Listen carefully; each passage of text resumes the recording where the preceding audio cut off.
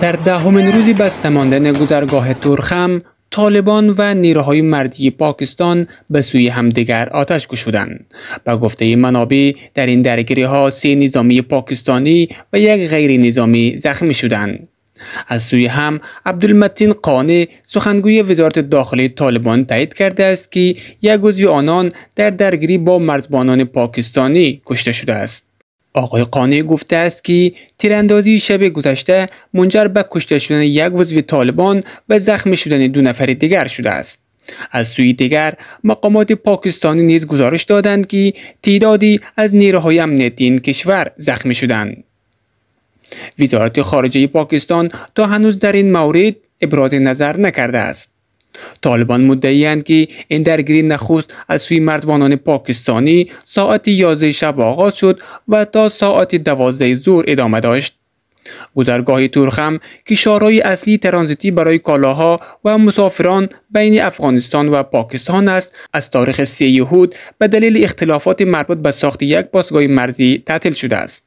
این تعطیلی باعث سرگردانی بیش از 5000 موتور حامل کالاهای ضروری شده و نگرانی‌های تجاری زیادی را به همراه داشته است.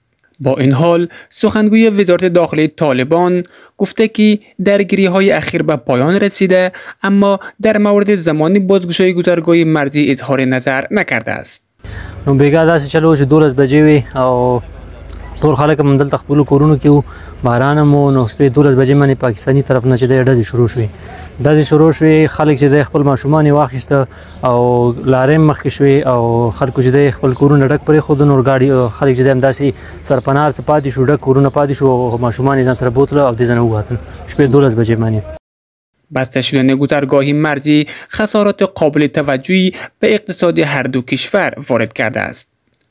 ضیاءالحق سرحدی رئیس اتاق بازرگانی مشترک پاکستان و افغانستان این وضعیت را بسیار جدی دانسته و اعلام کرد که بسته شدن مرز تاثیرات منفی زیادی بر تجارت 2 کشور وارد کرده است.